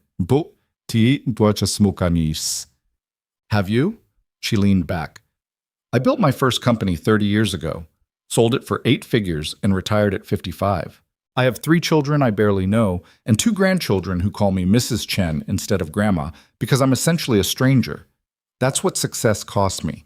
I don't want you to pay the same price without knowing it's on the table." The honesty hit harder than any skepticism could have. Mason thought about Sophie, about the promise he'd made at the park. "I appreciate the warning," he said, "but I'm not building this so I can be absent. I'm building it so she can see what it looks like when someone doesn't give up." Admirable. Also possibly naive. Maybe, but I'd rather try and fail than spend the rest of my life wondering what could have been. Margaret studied him for a long moment, and Mason couldn't tell if he'd said the right thing or disqualified himself completely. Then she smiled just slightly. "I respect that," she said. "Ambition without self-awareness is dangerous, but ambition with clarity can be powerful." She pulled out a folder from the bag beside her chair and slid it across the table. "This is our formal offer. Read it carefully, get a lawyer to review it, and let us know within 5 days if you're prepared to move forward." Mason opened the folder. Inside was a term sheet, dense with legal language and numbers that would determine the next several years of his life. $750,000 in exchange for 45% equity and board representation. Repayment terms if the project failed. Milestone requirements, performance metrics, all the ways they'd measure whether he was worth the investment. "One more thing," Margaret said. "If we do this, you need to be all in. No hedging, no backup plans. The investors who succeed are the ones who commit completely, even when it's terrifying." "I understand." "Do you? Because right now you still have your repair shop. You still have the safe option. If you take this deal, that safety disappears. You'll be betting everything on your ability to deliver, and if you can't, you'll lose more than money." Mason closed the folder. "I'm aware of the stakes." "Good." She signaled for the check. "Then I'll see you in 3 weeks for closing. And Mason, don't make me regret believing in you." They parted outside the restaurant, and Mason drove home with the term sheet sitting on the passenger seat like a bomb that could either explode or change everything. When he got home, Sophie was at Mrs. Chen's house, the other Mrs. Chen, his neighbor, and the house was quiet. He spread the paperwork across the kitchen table and read every word. Some of it made sense. Some of it was legal terminology he'd need help understanding. All of it represented a point of no return. If he signed this, he'd be responsible for $750,000. He'd have investors watching his every move, employees depending on his decisions, a daughter who needed him to still be her father even while he was building an empire. And if he failed, he'd lose everything. The factory, the investment, probably the repair shop too when he couldn't pay back what he owed. His phone buzzed. Text from Adrian. Margaret said the meeting went well. Said you have clarity. That's high praise from her. Mason stared at the message, then at the term sheet, then out the window at the small yard where Sophie's bike lay on its side in the grass. 3 weeks. That's how long he had to decide if he was really going to do this. He picked up his phone and called the only lawyer he knew, a guy he'd gone to high school with who'd ended up doing small business law in the next town over. Jake? It's Mason Calloway. I need your help with something. Jake Murphy met Mason at a diner 2 days later, sliding into the booth with a briefcase that had seen better years and a wary expression that suggested he already knew this wasn't going to be simple. They'd played baseball together in high school, stayed in loose contact through college, then drifted the way most people did when life pulled them in different directions. Jake had gone to law school. Mason had gone into engineering. Now they were sitting across from each other with a term sheet between them that represented more money than either of them had seen in one place. So you're buying a factory, Jake said, flipping through the pages. Trying to. With investors who want 45% of something that doesn't exist yet. Jake looked up. You know this is insane, right? I've been told. Jake went back to reading, his lawyer face sliding into place, neutral, analytical, designed to catch problems before they became disasters. Mason drank coffee that had gone cold and watched traffic move past the window, wondering if he was about to be talked out of the only chance he'd get. The terms aren't terrible, Jake said after a long silence. Aggressive, but not predatory. The equity split is fair given the capital they're providing. Board representation is standard. The milestone requirements are tight but achievable if you know what you're doing. He closed the folder. The question is whether you know what you're doing. I designed industrial systems for 6 years before I opened the repair shop. I know the work. Bummed. The work isn't the same as running a company. You'll need HR, accounting, legal compliance, insurance. You'll need to negotiate supplier contracts, manage payroll, handle disputes. That's all separate from the engineering. I'll hire people who know what they don't. Jake tapped the folder. With what money? This $750 is earmarked for acquisition and renovation. You'll burn through it before you're operational. Then what? Mason had thought about this, had run the numbers a dozen different ways. Phase the renovation, get one production line running, start generating revenue, use that to fund expansion. And if the revenue doesn't come fast enough, then I'll figure something else out. Jake leaned back, studying him with the kind of look that said he was trying to decide whether his old friend was brave or reckless. I'll be straight with you. This deal could work, but the margin for error is basically zero. One major setback, equipment failure, client backing out, regulatory issue, and you're underwater. You understand that? I do.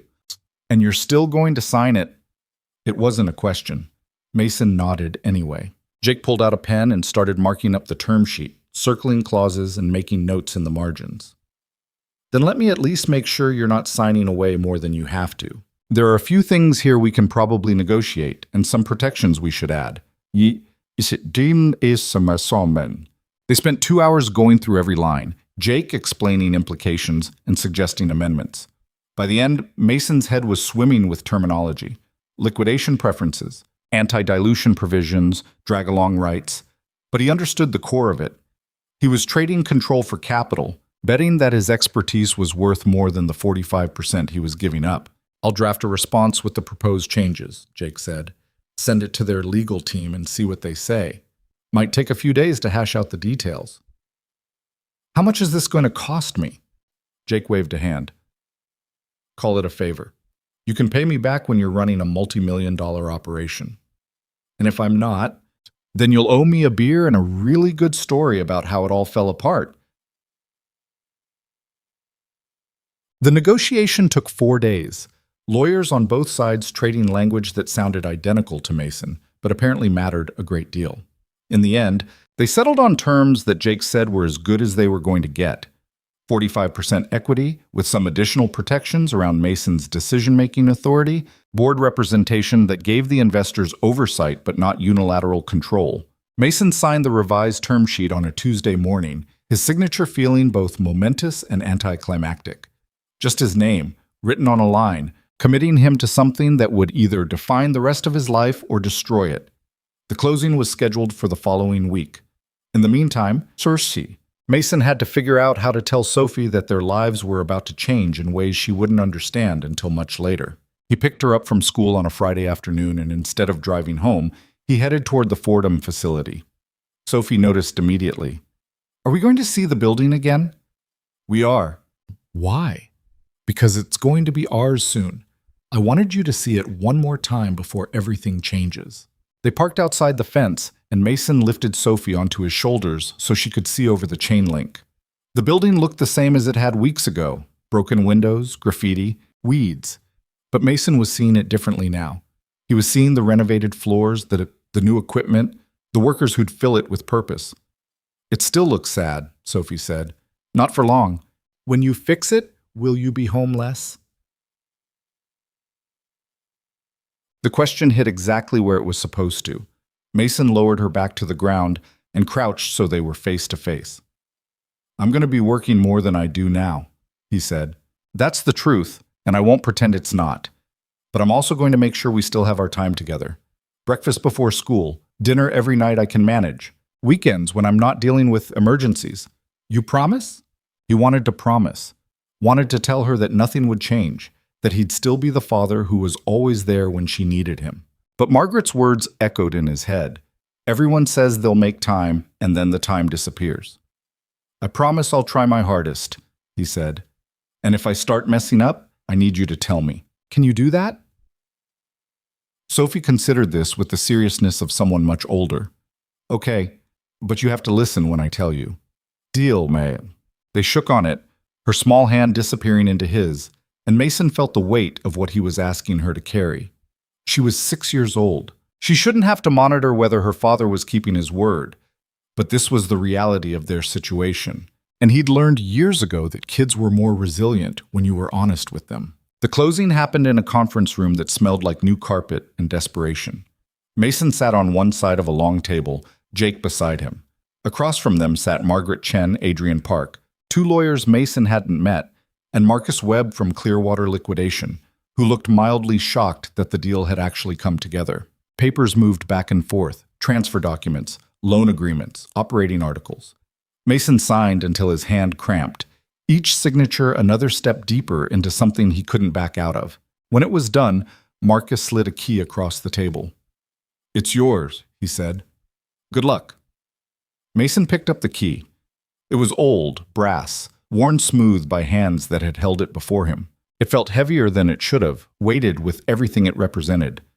"Thank you," he said, and meant it. Outside, standing in the parking lot while everyone else dispersed, Adrian caught up with him. "Congratulations," Adrian said. "You're officially a factory owner." "Officially in debt, you mean?" "That too." Adrian grinned. "Look, I know this is overwhelming, but you've got support. The investment group doesn't throw money at projects they don't believe in. They think you can pull this off." "Do you?" Adrian paused, and for a moment Mason saw something honest beneath the professional polish. "I think you've got the technical skills and the drive. Whether that's enough? We'll find out." It wasn't the ringing endorsement Mason had hoped for, but it was truthful, and he appreciated that more. That night, Mason drove to the facility alone. He unlocked the gate, walked through the empty parking lot, and used the brass key to open the main entrance. Inside, the darkness felt absolute until he found a light switch that still worked, illuminating a small section of the production floor. He stood in the middle of the vast space and tried to imagine it full of life. Machinery running, people working, the hum of productivity that turned raw materials into finished goods. The vision felt both real and impossibly distant, like something he could touch if he just reached far enough. His phone buzzed. Text from an unknown number. "Heard you bought the old Hartwell facility. Interesting move. E.H." Mason stared at the initials. Evelyn Hart. He hadn't heard from her since the day at her factory, hadn't thought about her except in passing moments when his anger needed a target. Now here she was, reaching out, and he couldn't tell if it was professional curiosity or something else. He typed a response. News travels fast. Her reply came within seconds. It does in this industry. I'm curious to see what you do with it. Mason pocketed his phone without responding further. Whatever Evelyn Hart thought about his project, it didn't matter. He wasn't doing this for her approval. The renovation began 2 weeks later. Mason hired a general contractor named Ray Costa, a man in his 50s who'd been in construction for 30 years and had the scars to prove it. They walked through the facility together, Ray taking notes and occasionally stopping to test a wall or inspect a support beam. It's salvageable, Ray said finally, but it's going to cost more than you probably budgeted. How much more? 10, maybe 15% over your projections. The electrical is worse than I thought.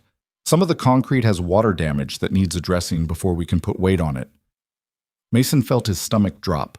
He'd built contingencies into his budget, but not that much. Can we phase it? Do the critical stuff first, defer anything that's not immediate? Ray scratched his chin. We can try, but sometimes the non-immediate stuff becomes immediate once you start tearing into things. Buildings are like that. You don't know what you've got until you open them up. They settled on a phased approach. Electrical and structural work first, plumbing and HVAC in phase 2, cosmetic improvements last. Ray brought in his crew the following Monday, and the facility filled with noise for the first time in years. Mason spent every spare moment on site, coordinating with Ray, checking progress, making decisions about things he'd never had to think about before. Permit issues, code compliance, material delays. Every day brought new problems that needed solving, and by the end of the first week, he understood what Jake had been trying to tell him. The engineering was the easy part. Everything else was a test of patience and improvisation. He tried to keep his promise to Sophie, made breakfast every morning, helped with homework in the evenings, read bedtime stories that got shorter as the nights got longer. But he could feel himself slipping, pulled in too many directions by demands that didn't stop just because he had a daughter waiting at home. One night, 3 weeks into renovation, he arrived home at 9 o'clock to find Sophie already asleep and Mrs. Chen waiting in the living room with an expression that made his chest tighten. She cried tonight, Mrs. Chen said quietly. Asked when you were coming home. I told her you were working, and she said you're always working now. Mason sank into the couch, exhaustion hitting him all at once. I'm trying to balance it. I know you are, but maybe you're trying to balance too much. I don't have a choice. If I don't make this work, we lose everything. And if you make it work but lose her in the process, what did you win? The question sat in the air between them, unanswerable. Mrs. Chen gathered her things and left, and Mason sat in the dark living room, listening to the house settle and wondering if he'd made a terrible mistake. The next morning, he woke Sophie an hour early and took her to breakfast at a pancake place she loved.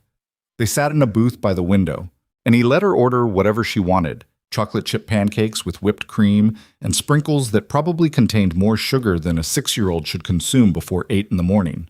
Are you mad at me? Sophie asked, cutting her pancakes into precise triangles. What? No, why would I be mad at you? Oh, because I told Mrs. Chen I missed you, and then she probably told you, and now you're here instead of at work. Mason set down his coffee. Sophie, I'm here because I want to be here, and I'm sorry I've been away so much. The building needs a lot of fixing right now, and I'm the only one who knows how to do some of it. But that doesn't mean you're not important. You're the most important. More important than the building? Way more important. Oh. She seemed to consider this, then took a bite of pancakes. Can I see it sometime? The building, when it's not sad anymore? Absolutely. In fact, I want you to come to the opening when we're done. You'll get to see everything we built. Will there be cake? Mason laughed, the first real laugh he'd managed in days. If you want cake, there will definitely be cake. By the end of month 2, the facility was starting to look less like a ruin and more like a work in progress. The electrical system was rebuilt, the structural reinforcements were in place, and Ray's crew had moved on to plumbing. Mason had hired an operations manager named Laura Vant, a woman in her 40s who'd spent 20 years in manufacturing and knew how to run a floor better than he ever would. She walked the facility with a clipboard and asked questions that forced him to think 3 steps ahead about logistics he hadn't fully planned. You're going to need at least 15 people to run a single line efficiently, Laura said. That's machine operators, quality control, a floor supervisor. Can your budget handle that? Mason had projected 12. I'll make it work. Making it work isn't the same as doing it right. Understaffed means mistakes. Mistakes mean unhappy clients. Unhappy clients mean no revenue. She was right, and he knew it. He revised the staffing projections and watched his already tight budget get tighter. Then the first equipment shipment arrived, and Mason stood in the loading dock watching forklifts unload machinery he'd spent weeks sourcing. Industrial fabrication equipment, assembly systems, quality control stations, all of it used, refurbished, bought at auctions, and liquidation sales for fractions of what new equipment would have cost. It wasn't perfect, but it was functional. And right now, functional was enough. Laura helped him position everything according to the floor plan he'd designed. By the end of the week, the facility was starting to look like a real production center. Empty still, silent, but with the bones of something that could work. "You've got good instincts for layout," Laura said, surveying the space. "Most engineers forget about the human element, how people actually move through a space. You didn't. I spent enough time on factory floors to know what works." "Then why'd you leave?" The question caught him off guard. He'd gotten good at deflecting it, at giving answers that were true but incomplete. But something about Laura's directness made him tell the truth. "I had a daughter," he said, "and a career that didn't leave room for both. So I chose her." Laura nodded slowly.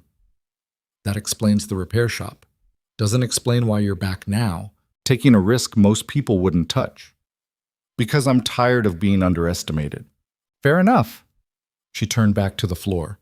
"Just make sure you're doing this for the right reasons. Revenge is a terrible business model."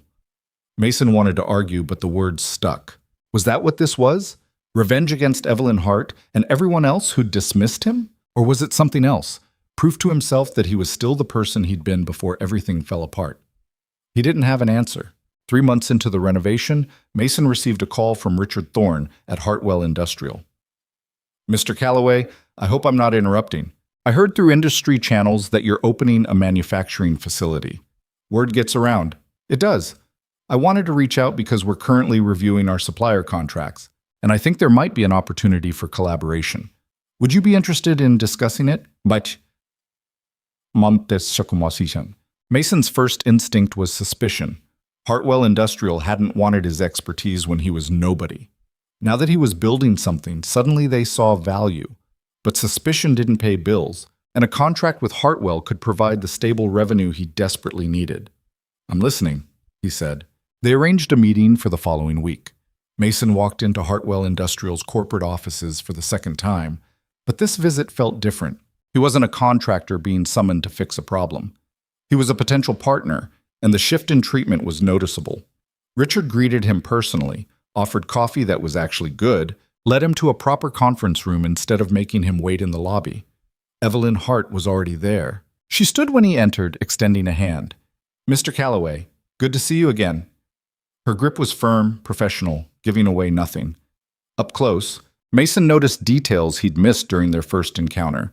The way she held herself like someone who'd learned to take up exactly the right amount of space, the control that lived in every gesture. "Ms. Hart," he said, "please call me Evelyn. We're colleagues now, not adversaries." The implication that they'd ever been adversaries was interesting, but Mason let it pass. They sat, and Richard laid out the opportunity. Hartwell needed a supplier for custom fabricated components, specialized work that required both precision and flexibility. Their current supplier was overextended and under-delivering. If Mason's facility could handle the work, they were prepared to offer a contract worth $200,000 in the first year, with potential for growth. "That's a significant commitment," Mason said. "What's the timeline?" "First delivery in 4 months, Evelyn said, with ongoing orders after that, assuming quality meets our standards. 4 months.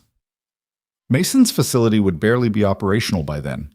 He'd need to hire faster than planned, get equipment calibrated, establish quality protocols. It would be tight, maybe impossible. "I can do it," he said. Evelyn's eyebrow rose slightly. "You're certain?" "I'm certain." She studied him for a moment, and Mason couldn't read her expression. Then she smiled, small and controlled. "Then let's make this happen. Richard will send over the contract specifications. I look forward to seeing what you build." After the meeting, Mason sat in his truck and stared at the contract summary Richard had printed for him. $200,000. It wasn't enough to make the project sustainable long-term, but it was enough to prove the concept, to show that Callaway Industrial could deliver. His phone rang. Laura Vance. "We've got a problem," she said without preamble. "The HVAC contractor just informed me they're 3 weeks behind schedule. Something about supply chain delays. If they don't finish on time, we can't run the equipment. Can we find another contractor? At this stage? Not without paying a premium we can't afford." Mason closed his eyes. This was the reality Margaret had warned him about, one setback cascading into others, problems multiplying faster than solutions. "I'll handle it," he said. "How?" "I'll figure it out."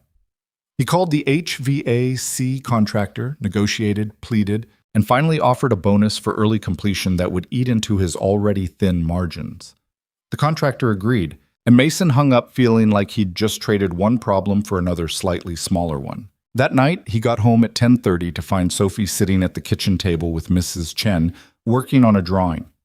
She looked up when he walked in, and her face did something complicated, happiness at seeing him, followed quickly by resignation. "You're late again, what the?" she said. "I know, sweetheart. I'm sorry. You said you'd try to be home for dinner." "I did try. Something came up that I had to deal with."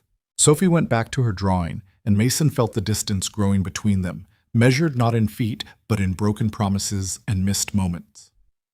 Mrs. Chen gathered her things and left with a look that said she was worried but didn't know how to help. Mason sat down next to Sophie. "What are you drawing?" "You. At the building." She turned the paper toward him, and Mason saw himself rendered in crayons and childish confidence. A stick figure man standing in front of a large rectangle labeled "Factory" in careful letters. Beside him was a smaller stick figure labeled "Sophie." "That's you with me, Essie?" he asked. "You said I could come see it when it's done. I wanted to remember." Something cracked in Mason's chest. "You're coming, I promise. And when you do, you'll get to see everything we built together." "We didn't build it together. You built it. I just waited." The honesty was devastating. Mason pulled her into a hug, feeling her small body against his, and wondered if he was sacrificing the most important thing to prove a point that didn't matter. But he was too deep now to stop. The renovation continued, the deadline looming like a sentence he couldn't escape. Ray's crew worked overtime. Laura hired and trained staff, building a team from scratch. Mason divided his time between the facility, the repair shop he was trying to keep alive, and the home where his daughter was learning to expect less from him. 4 months became 3, then 2. The facility took shape around them, production line installed and tested, quality control stations operational, office space functional, if not beautiful. Mason hired former Hartwell employees, people who'd been laid off when the company consolidated and who remembered him from his engineering days. They came because they trusted him, and he felt that trust like a weight he couldn't put down. With 3 weeks until the first Hartwell delivery deadline, Mason stood on the production floor and watched his team run a test batch. The machinery hummed, materials moved through the line, and finished components emerged at the other end. Laura checked each piece against specifications, her expression neutral until she finally nodded. "Quality's good. If we can maintain this consistency, we'll meet the contract requirements." Mason felt something close to relief. Not quite success, they hadn't actually delivered anything yet, but proof that the concept worked, that he hadn't been wrong to believe in this. That night, he made it home by 7. Sophie was doing homework at the kitchen table, and when she saw him, her face lit up in a way that made every exhausting hour worth it. "You're home early." "I am, and I was thinking we could watch a movie together. Your choice." She chose something with talking animals and too many musical numbers, and they sat on the couch with popcorn between them, her head resting against his shoulder. Mason didn't watch the movie. He watched her watching it, memorizing the moment, trying to hold on to the feeling that maybe he hadn't ruined everything after all. The first delivery to Hartwell Industrial happened 2 weeks later. Mason personally supervised the loading, checking each component twice before it left the facility. Laura rode with the truck to oversee delivery, and Mason stayed behind, pacing the production floor while he waited for confirmation. His phone rang at 2 in the afternoon. "Laura." "We're good," she said. "They inspected everything. No issues. Richard signed off on the delivery. Ikokwe imore. Mason sat down on a workbench, exhaustion and relief hitting simultaneously. Thank you. Don't thank me yet. This was one delivery. We've got 15 more this quarter. We'll make them all. Your confidence is either inspiring or terrifying. I haven't decided which. Sam. After the call ended, Mason walked through the facility, looking at what they'd built. It wasn't perfect. The paint was cheap. Some of the equipment was older than it should be. And there were a dozen things he'd do differently if he had unlimited resources. But it worked. It was real. And it was his. His phone buzzed. Text from Evelyn Hart. Delivery received. Impressed with the quality. Let's discuss expanding the contract. Mason stared at the message, and for the first time in months, he allowed himself to feel something like pride. The expanded contract came through 3 weeks later, doubling Hartwell Industrial's order volume and extending the agreement through the following year. Mason signed it in his office, a small room on the second floor of the facility with a desk he'd salvaged from a bankruptcy auction and a window that overlooked the production floor. From here, he could watch everything, the machinery running in synchronized rhythm, workers moving with practiced efficiency, materials transforming into finished products that would bear the Calloway industrial stamp. Laura knocked on the doorframe holding a tablet. We need to talk about scaling up. If we're going to meet these new numbers, we need another production line operational within 2 months. Can we afford it? Barely. But if we don't, we'll miss deadlines, and missing deadlines means losing the contract. Mason looked at the numbers she showed him. Equipment costs, installation timeline, staffing needs. Every expansion required capital he didn't quite have, borrowed against revenue that hadn't arrived yet. It was a perpetual state of almost enough, and he'd learned to operate in that narrow space between solvency and disaster. Do it, he said, but phase it carefully. I don't want to overextend. Laura nodded and left, and Mason sat back in his chair, staring at the contract on his desk. Success looked a lot like stress with better margins. His phone buzzed. Text from Sophie, sent from Mrs. Chen's phone since she wasn't old enough for her own yet. Can you come to my school thing tomorrow? 2 p.m. It's important. Mason checked his calendar. Tomorrow at 2, he had a meeting with potential clients. A mid-sized firm looking for a manufacturer who could handle custom orders their current supplier couldn't manage. It was exactly the kind of opportunity he needed to diversify beyond Hartwell Industrial. He typed back, "What's the school thing? We're doing presentations about our families. I want to talk about you." Something tightened in Mason's chest. He could reschedule the client meeting, push it back a few days. They'd probably understand. Or they'd take their business elsewhere, to a manufacturer who didn't need to rearrange their schedule for elementary school presentations. He stared at the message for a long time, then typed, "I'll be there." The client meeting could wait. Some things couldn't. The next afternoon, Mason walked into Sophie's classroom wearing his work clothes, jeans and a button-down shirt that was clean but wrinkled from being folded in his truck. Other parents were there too, dressed in business attire or casual elegance, looking like they'd stepped out of their normal lives specifically for this event. Mason felt out of place immediately. But Sophie's face when she saw him made every uncomfortable moment worth it. "You came!" She grabbed his hand, pulling him toward a desk covered in a poster board decorated with drawings and photographs. "Of course I came. You said it was important." The presentation was simple. Each student had created a display about their family and would talk about it in front of the class. Sophie's poster showed pictures of the two of them, at the park, at home, one from 2 years ago when they'd gone to the beach for a weekend that had cost more than Mason could afford but had been worth it anyway. In the center of the poster, in large, careful letters, Sophie had written, "My dad builds things." Below it, she'd drawn the factory, more detailed than her previous attempts, with stick figures of workers and machinery that was surprisingly accurate for a 6-year-old's imagination. "This is really good, sweetheart," Mason said. "I wanted to show everyone what you do." Mrs. Peters said we should talk about what makes our families special. When Sophie's turn came, she stood in front of the class and explained her poster with the kind of confidence that made Mason's throat tight. She talked about how her dad had been a mechanic but now owned a factory, how he'd bought a broken building and fixed it, how he worked really hard but always made time for breakfast before school. That last part wasn't entirely true anymore, but Mason didn't correct her.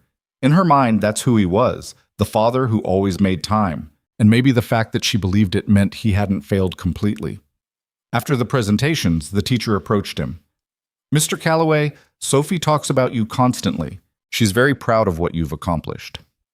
"Thank you. She's pretty accomplished herself." "She is, but I wanted to mention she's been falling asleep in class lately.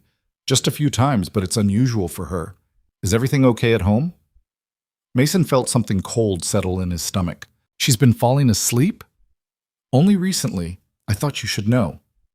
He thanked the teacher and left with Sophie, his mind already turning over possibilities. She'd seemed fine, hadn't mentioned being tired. But then again, when had he asked? When had he checked in about more than homework and whether she'd eaten dinner? That night, after Sophie was in bed, Mason sat on the edge of her mattress and watched her sleep. She looked small beneath the covers, vulnerable in a way that made him question everything he'd built over the past months. The factory was running, the contracts were solid. He'd proven he could compete with companies that had once dismissed him. But what had it cost?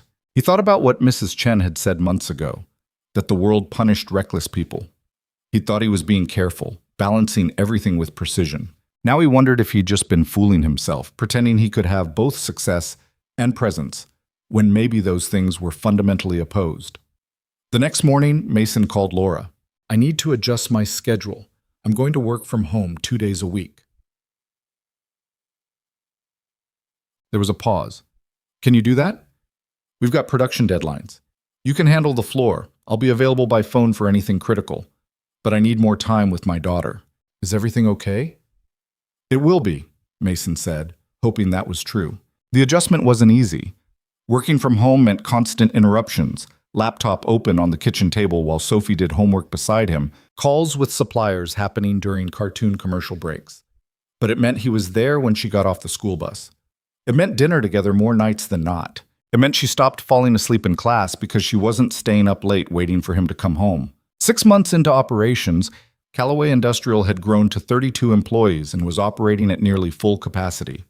The second production line was functional. Orders were coming in faster than Mason had projected, and the facility that had once been a ruin now hummed with the kind of productive energy that made the late nights and financial anxiety feel almost worthwhile. Then Mason received an unexpected call from Evelyn Hart. "I'd like to tour your facility," she said without preamble, "if you're willing to host me." Mason felt the old defensiveness rise. "Why?" "Because I'm curious, and because I think we should talk about something beyond the contract we currently have." He almost said no. Almost told her he didn't need her curiosity or her judgment. But pride wasn't a business strategy, and Evelyn represented opportunities he couldn't afford to dismiss. "Tomorrow afternoon work for you?" "Oh, but shit." "It does. Thank you, Mason." She arrived at 2 o'clock in a black sedan that looked out of place in the industrial district. Mason met her in the parking lot, watching her take in the building with an expression he couldn't quite read. "It's different than I expected," she said. "Different how?" "More substantial. When I heard you'd bought this place, I thought—" She stopped, seeming to reconsider her words. "I didn't think you'd get this far." "That seems to be a common opinion." They walked through the facility, Mason pointing out the production lines, the quality control systems, the efficiency improvements he'd designed into the workflow. Evelyn asked intelligent questions, the kind that showed she understood manufacturing in ways that went beyond executive briefings. She noticed things other visitors missed: sightline problems, bottlenecks in material flow, places where the layout could be optimized. "You've done impressive work here," she said finally, standing on the mezzanine that overlooked the main floor. "This facility is operating at a level that rivals our own production standards." "That was the goal." Evelyn turned to face him. "I owe you an apology. When you came to fix our production line, I treated you like you were beneath notice. I looked at your garage and your truck and decided you couldn't possibly be someone worth paying attention to. I was wrong." But bang. The apology caught Mason off guard. He'd imagined this moment before, Evelyn Hart forced to acknowledge his success, but he'd always pictured it as triumphant. Instead, it just felt tired. "Apology accepted," he said. "I'd like to discuss a partnership, not just a supplier relationship, something more integrated. Hartwell Industrial is planning an expansion, And we need a manufacturing partner who can handle complex production with short turnaround times. Based on what I've seen today, you're capable of that. What kind of partnership? Joint ventures on specific projects, revenue sharing, collaborative development. We handle the client relationships and design specifications. You handle production and logistics. It would significantly increase your revenue stream. Mason listened as she outlined the proposal, and part of him wanted to refuse just to prove he didn't need her validation. But that would be childish. And worse, it would be stupid. The partnership she was describing could double his operation within a year. I'll need to review it with my investors, he said, but I'm interested. Good. Evelyn paused, then added, for what it's worth, I'm glad you didn't take Richard's consultant offer. You would have been wasted doing assessments for other people's projects. After she left, Mason stood in his office and tried to process what had just happened. The woman who'd dismissed him was now offering a partnership that could transform his company from successful to substantial. It should have felt like victory, but instead, it felt like permission he'd never needed in the first place. His phone rang. Margaret Chen. Mason, I just got off the phone with Hartwell Industrial's CFO. They're talking about a significant partnership with your company. Before you commit to anything, I want to make sure you understand the implications. They talked for 40 minutes, Margaret walking him through the financial and operational considerations, the ways a partnership could help or hurt depending on how it was structured. By the end, Mason had a clearer picture of what he was agreeing to and what protections he'd need to maintain independence. You've done well, Margaret said before hanging up. Better than I expected, honestly. But don't let success make you complacent. The higher you climb, the harder you can fall. That evening, Mason picked up Sophie from Mrs. Chen's house and took her to the facility. It was after hours, the production floor quiet, lights dimmed. They walked through together, Sophie's hand in his, and he showed her everything, the machinery that turned raw materials into products, the office where he worked, the break room where employees ate lunch. It's not sad anymore, Sophie said, looking around with wide eyes. No, it's not. You fixed it. We fixed it, Mason corrected. You were part of this too. Every time I came home and you were patient when I was late, every time you helped me remember what mattered, that was part of building this. Sophie considered this seriously. Can I tell kids at school that I helped build a factory? You absolutely can. They sat in the break room sharing a snack from the vending machine, and Mason felt something settle in his chest. The facility was operational. The contracts were solid. His daughter was beside him, happy and healthy, still believing he could fix the world. Maybe he hadn't fixed the world, but he'd fixed this small corner of it, and that was enough. Over the next year, Calloway Industrial continued growing. The partnership with Hartwell Industrial went through, bringing new projects and steady revenue. Mason hired more staff, expanded into a third production line, established relationships with clients across the region. The investors' 45% stake became worth substantially more than they'd invested, and Margaret stopped calling to check on things because everything was running as it should. But growth brought complications Mason hadn't anticipated. Bigger clients meant bigger demands. More employees meant more management overhead. Success required systems and structures that took time away from the hands-on work he loved. He found himself sitting in meetings about HR policies and insurance compliance, making decisions about things that felt disconnected from the engineering that had drawn him to this industry in the first place. It was necessary, he understood that, but it was also slowly turning him into the kind of executive he'd never wanted to be. One afternoon, Laura found him on the production floor, watching a machine calibration he probably should have delegated to someone else. You're micromanaging again, she said. I'm ensuring quality. You're avoiding your office because you hate the paperwork. She wasn't wrong. Mason had 3 contracts on his desk that needed review, a budget meeting in an hour, and a conference call with investors scheduled for the end of the day. But here, on the floor, he could still feel connected to what they were actually building. How do you do it, he asked. Stay enthusiastic about the administrative work? Laura laughed. I don't, but I accepted a long time ago that building something means managing the boring parts too. You can't just do the fun stuff and hope the rest takes care of itself. That's depressing. That's called being an adult. The conversation stayed with Mason through the budget meeting and the conference call, through the evening drive home and dinner with Sophie. He'd built something substantial, proven everyone wrong who'd doubted him, created opportunities for dozens of people who'd been laid off and dismissed. But in doing so, he'd also boxed himself into a role that felt increasingly constraining. 2 years after opening, Callaway Industrial employed 63 people and operated across 5 production lines. Revenue had reached levels that seemed impossible when he'd been signing that first term sheet with shaking hands. The investors were happy, the clients were satisfied, everything looked successful from the outside. And Mason was exhausted, not physically, though the hours were still long. Emotionally.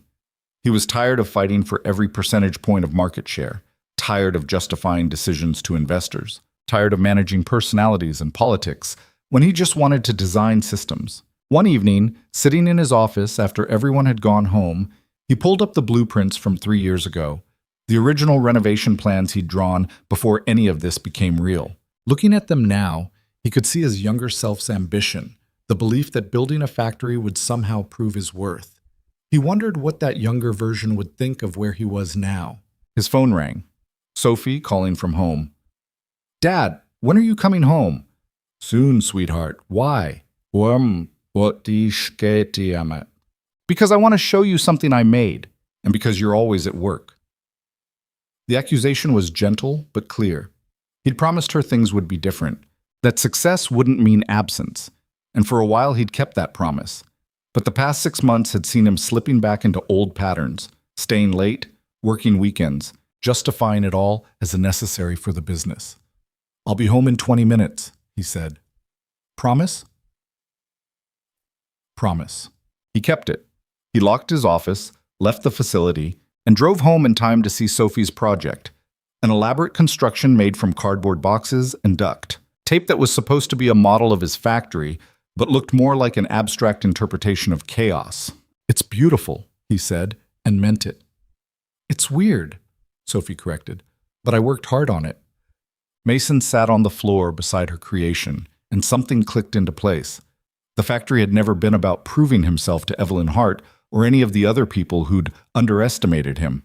It had been about showing Sophie what it looked like to believe in yourself, to build something from nothing through persistence and skill. But if that lesson required him to be absent from her life, then he was teaching the wrong thing. The next morning, Mason called a meeting with Margaret Chen and the other investors. "I want to hire a CEO, he said. Margaret's eyebrows rose. "You're the CEO. I'm the founder. I should have been the chief engineer. I made the mistake of thinking I needed to do everything. But that's not sustainable. This company needs someone who loves the administrative work, someone who can focus on growth strategy while I focus on what I'm actually good at." The investors exchanged glances. One of the men from the original meeting spoke up. "That's a significant change in leadership structure. You'd be stepping back from day-to-day operations?" "I'd be stepping back from the parts that don't need me. I'll still oversee technical operations, design new systems, handle complex engineering problems. But the business side? Someone else should be doing that." They discussed it for 2 hours, raising concerns about control and investor confidence and the optics of the founder stepping aside.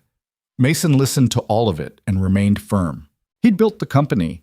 Now he needed to trust other people to help run it. In the end, they agreed to begin searching for a CEO. The process took 3 months. Interviews with candidates who had MBAs and decades of executive experience, people who could optimize operations and negotiate contracts and do all the things Mason had been doing adequately but not excellently.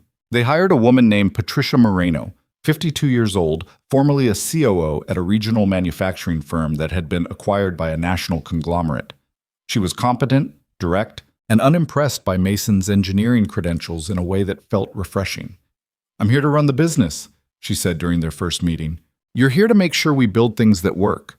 As long as we're clear on those boundaries, this will work fine." Mason showed her the operation, introduced her to key staff, and then did something he hadn't done in 2 years. He stepped back. He let Patricia handle the client meetings, the contract negotiations, the strategic planning sessions. He focused on engineering problems, system optimization, the technical challenges that had drawn him to this field in the first place. It felt like breathing after holding his breath for years. 6 months after Patricia took over, Callaway Industrial was operating more smoothly than it ever had under Mason's sole leadership. Revenue continued growing, client satisfaction improved, and Mason worked from home 3 days a week, present for Sophie in ways he'd been failing at, involved in her life instead of just adjacent to it. One Saturday morning, 3 years after buying the factory, Mason drove Sophie to the facility for a special occasion. The parking lot was full. Employees and their families, clients, local business leaders, even a few reporters from the regional business journal. Inside, the production floor had been cleared for the event. Tables set up with food and drinks, a small stage near the main entrance. Patricia met them at the door. Ready for this? As I'll ever be. Oh, the event was officially a 3-year anniversary celebration, but it felt more like a marker of transformation, from ruin to revenue, from underestimation to respect. Mason gave a speech that he'd practiced but still fumbled through, thanking employees and investors and clients for believing in what had seemed like a reckless idea. Then he did something he hadn't planned. He asked Sophie to join him on stage. 3 years ago, he said, I was a single father running a repair shop, and I had a choice. Keep things safe and small, or risk everything on a dream that most people thought was impossible. I chose the dream because I wanted my daughter to see what it looks like when someone doesn't give up on themselves. He looked down at Sophie, who was holding his hand and looking proud. But what I learned is that the dream isn't the building or the business or the revenue.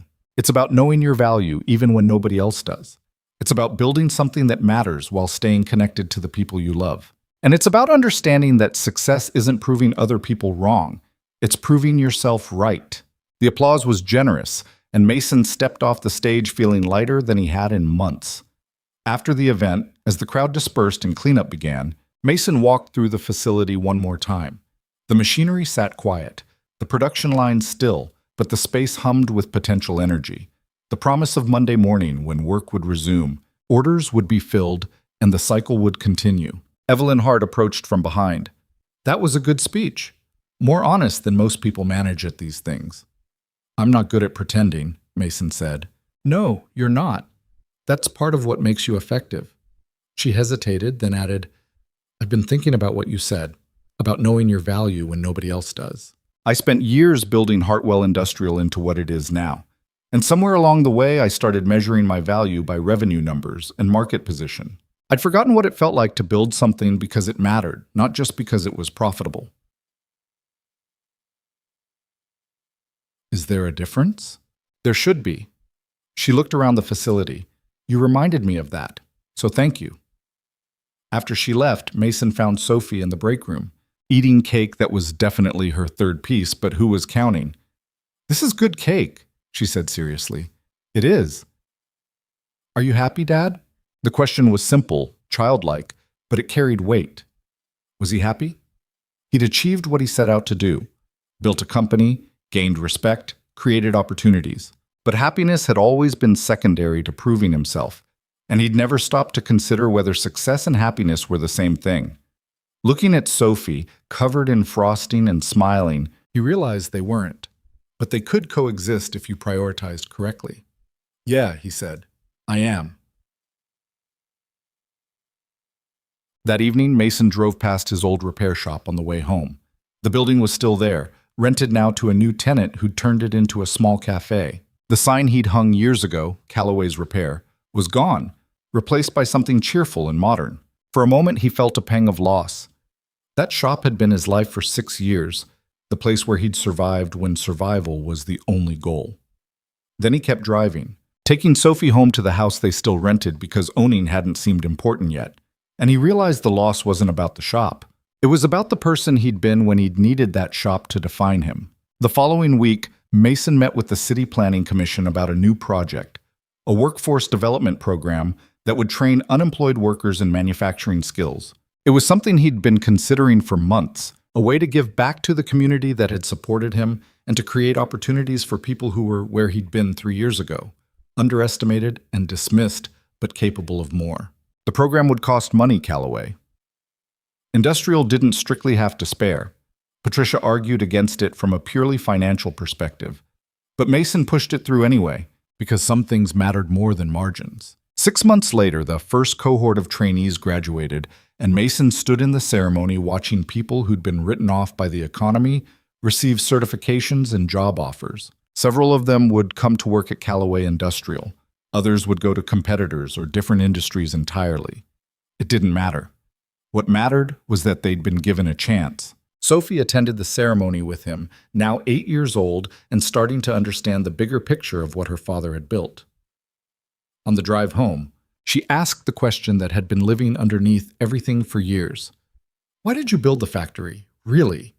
Mason thought about all the reasons: pride, revenge, ambition, necessity. Then he settled on the truth. Because I needed to prove to myself that I was still the person I used to be, that being your father hadn't erased the other parts of me. And did it work? Not exactly. I learned I'm not the same person I was before you were born. I'm someone different, and that's okay. Better than okay. Am I why you're different?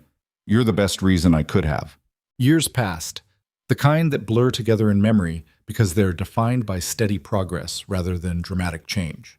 Callaway Industrial continued growing, expanding into new markets, establishing itself as a reliable mid-sized manufacturer with a reputation for quality and innovation. Mason's patents resumed appearing in industry journals. Trade publications wrote articles about the abandoned facility that had become a regional success story. But Mason measured success differently now, not by revenue or recognition, but by the balance he'd managed to create.